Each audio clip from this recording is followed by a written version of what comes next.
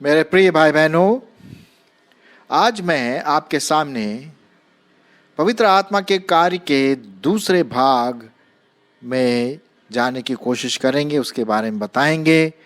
आशा है कि आपने पहला भाग जरूर सुना होगा, पवित्र आत्मा के कार्य पार्ट 1। आज पार्ट 2 जो पवित्र आत्मा के कार्य है उसके बारे में हम आगे देखेंगे। हालांकि ये पार्ट 1 या पार्ट 2 में पूरा नहीं होता है, लेकिन जो मोटी मोटी बातें पवित्र आत्मा के कार्य दर्शाए गए हैं, बाइबल जो परमेश्वर का वचन है, तो हम उसी पर ध्यान देंगे। हम आगे बढ़ें, पवित्र आत्मा के कार्य के बारे में और देखें। एक पवित्र आत्मा का कार्य जो बहुत गंभीर है, बहुत महत्वपूर्ण है, और वो है पवित्र आत्मा परमेश्वर की हर बातों को जानता है। उसकी गहरी बातें, गूढ़ बातें, गंभीर बातें जान करके हम तक पहुंचाता है। इसके संबंध में मैं आपके लिए पढ़ूंगा पहला कुरिन्थियों 2 अध्याय 10 से 11। पहला कुरिन्थियों उसका 2 अध्याय 10 से 11। परंतु परमेश्वर ने उनको अपने आत्मा के द्वारा हम पर प्रकट किया, क्योंकि आत्मा सब बातें वरन परमेश्वर की गूढ़ बातें भी जांचता है।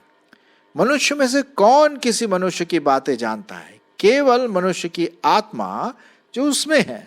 वैसे ही परमेश्वर की बातें भी कोई नहीं जानता, केवल परमेश्वर का आत्मा।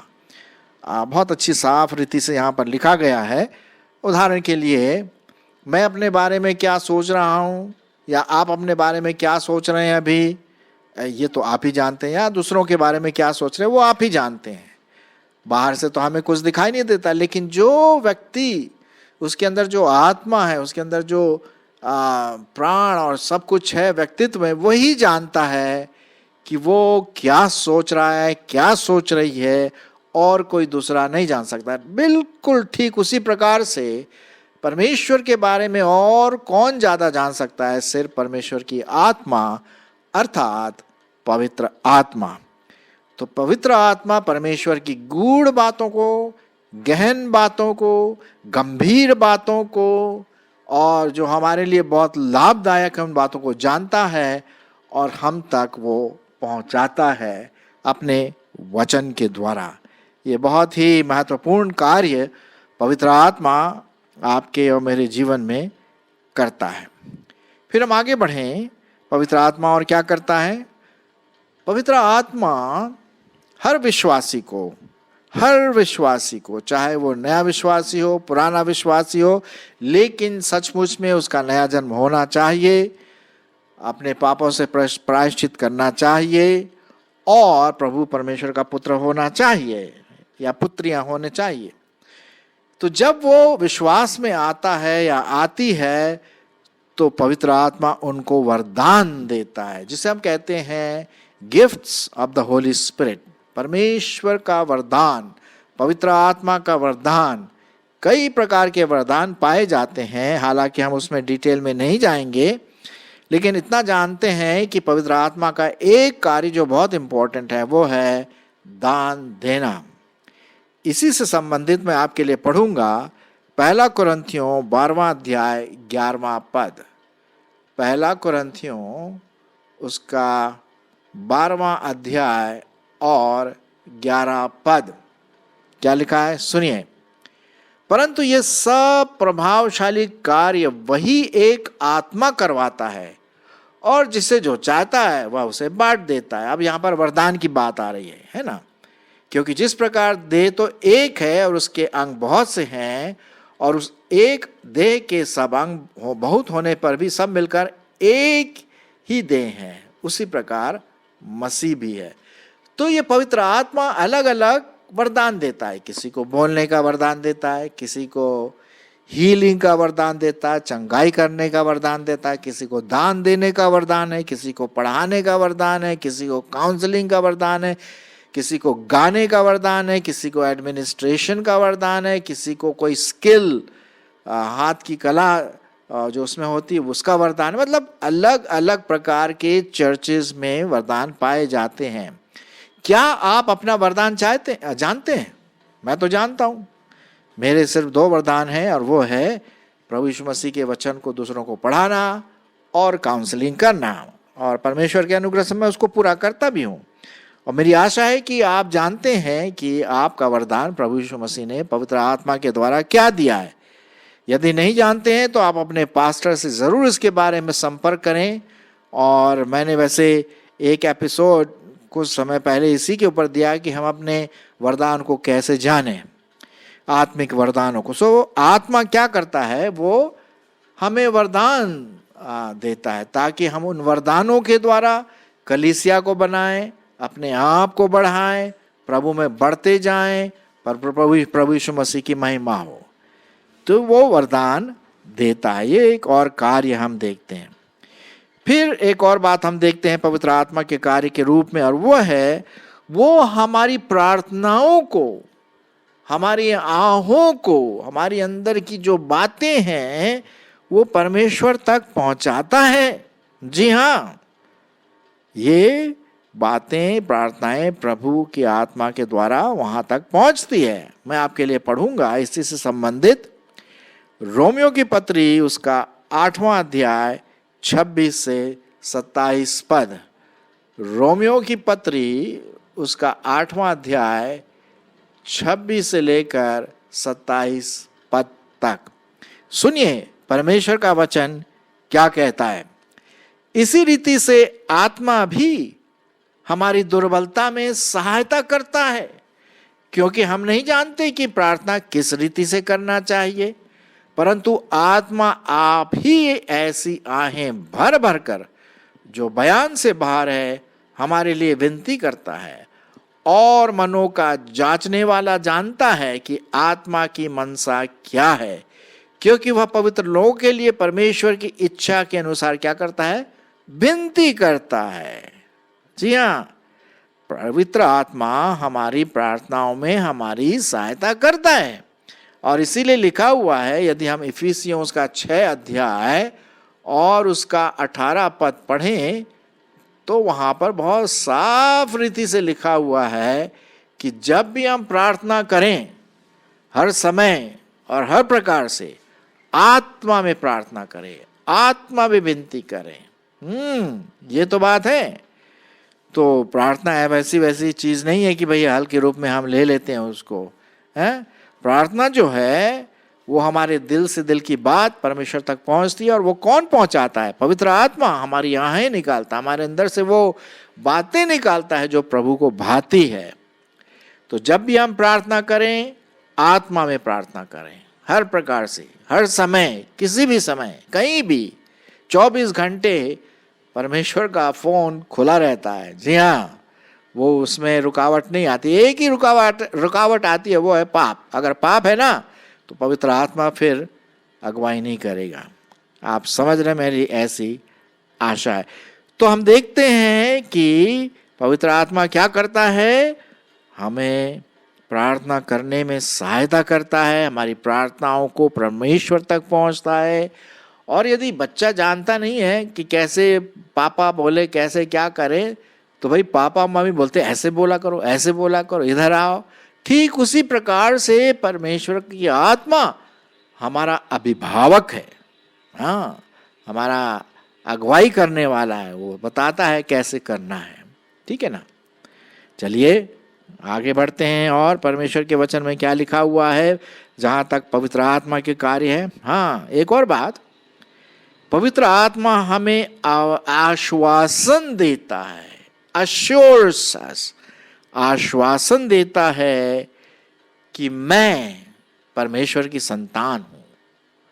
यदि आप परमेश्वर की संतान हैं तो आपको आश्वासन देता, आपको इधर उधर की झूठी खबरें, इधर उधर को विश्वास नहीं करना। आपको अपनी आत्मा में आएगा कि भाई तुम परमेश्वर की संतान हो। यह आश्वासन है। रोमियो की पत्री और उसका 8वां अध्याय और 16 पद। रोमियो की पत्री उसका 8वां अध्याय और 16 पद। सुनिए क्या कहता है। आत्मा आप ही हमारी आत्मा के साथ गवाही देता है कि हम परमेश्वर की संतान हैं। Assurance from God the Holi spirit. पवित्र आत्मा परमेश्वर की ओर से यह आश्वासन है और इसको कोई नकार नहीं सकता है। आपके सामने शायद कभी कभी डाउट आ सकता है, क्या मैं सच में परमेश्वर की संतान हूं या नहीं। अरे साहब, अगर आपने प्रभु यीशु मसीह को अपना जीवन दे दिया है, अपने पापों से पश्चाताप कर लिया है, तो ये आत्मा गवाही देगा। आपको घबराने की जरूरत नहीं है, आप परमेश्वर की संतान हैं। और ये कौन गवाही देता है? आत्मा आप ही हमारी गवाही देता है कि हम परमेश्वर की संतान हैं। ठीक है, चलिए आगे बढ़ते हैं और पवित्र आत्मा के और क्या कार्य यहाँ पर हम देखते हैं।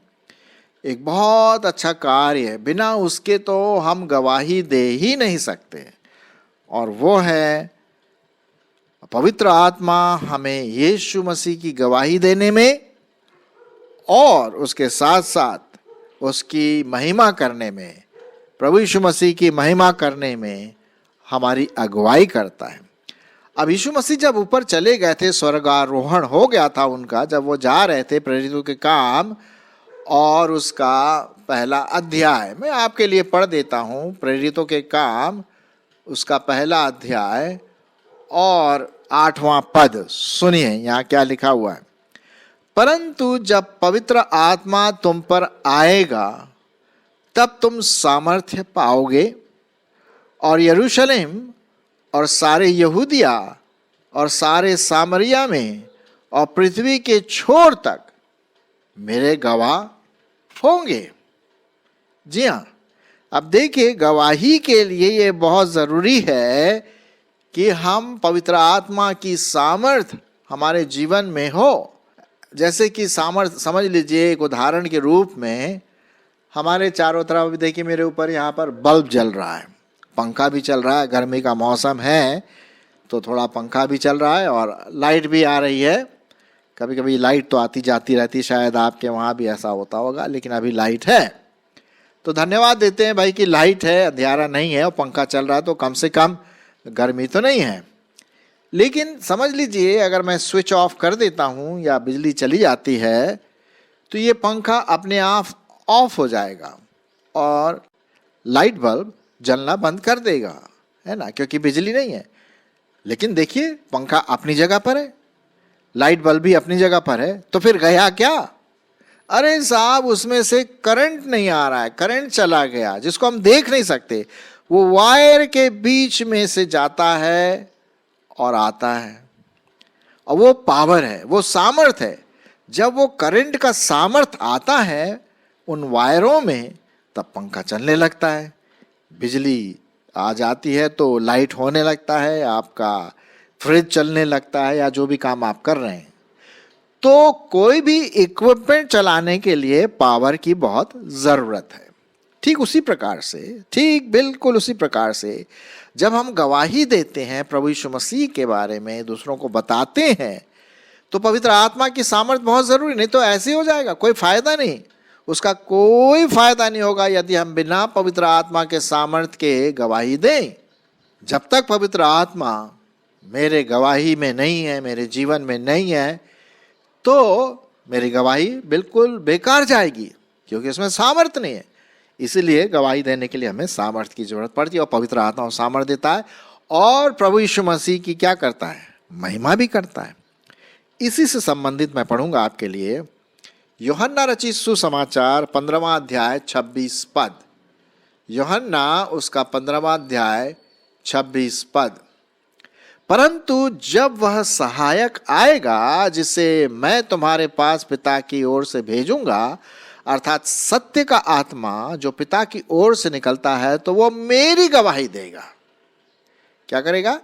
मेरी गवाही देगा और मेरी महिमा भी करेगा। और जगहों पर भी हम देखते हैं कि पवित्र आत्मा प्रभु यीशु मसीह की महिमा करता है। आइए हम आखिरी कार्य जो है उसमें देखें पवित्र आत्मा का कार्य बहुत इंपॉर्टेंट है, आखिर में है लेकिन बहुत इंपॉर्टेंट है, बहुत महत्वपूर्ण है। पवित्र आत्मा हमारे जीवनों में आत्मिक फल लाता है। बिना पवित्र आत्मा के हम आत्मिक रीति से फलवंत नहीं हो सकते। जी हाँ, और वो पवित्र आत्मा का फल क्या है शायद आप में से कई लोग जानते भी होंगे, लेकिन मैं इसके लिए पढ़ लूंगा गलतियों की पत्री, उसका 5वां अध्याय, गलतियों की पत्री 5वां अध्याय और उसका 22 पद। आप सुनिए, ये पवित्र आत्मा ही है। जब हमारे जीवन में पवित्र आत्मा आता है, वो हमारे जीवन में रहता, निवास करता है। जब पवित्र आत्मा हमारे पूरे व्यक्तित्व का मंदिर है, तो ये फल आते हैं। अब सुनिए क्या लिखा हुआ है 22 पद। पर आत्मा का फल प्रेम, आनंद, शांति, धीरज, दया, भलाई, विश्वास, नम्रता और संयम है। ऐसे ऐसे कामों के विरोध में कोई व्यवस्था नहीं है। और जो मसीह यीशु के हैं, उन्होंने अपने शरीर को उसकी लालसाओं समेत क्रूस पर, अभिलाषाओं समेत क्रूस पर चढ़ा दिया है। यदि हम आत्मा के द्वारा जीवित हैं तो आत्मा के अनुसार चले भी। कितना साफ लिखा हुआ है। जी हाँ, तो आत्मा हमें क्या करता है? हमें आत्मा के फल लाने में हमारी सहायता करता है, लेकिन ये शर्त यह है कि हम आत्मा के चलाए चले हैं, आत्मा के कंट्रोल में रहें, आत्मा, पवित्र आत्मा के नियंत्रण में रहें। तभी तो आत्मिक फल हमें दिखाई देंगे, दूसरे देखेंगे, हमारे जीवनों में आएंगे। तो ये काम पवित्र आत्मा हर विश्वासी के जीवन में करने की कोशिश करता है, यदि वे पवित्र आत्मा को अपने जीवन में पूर्ण निवास स्थान दें, तब तो बात बनती है।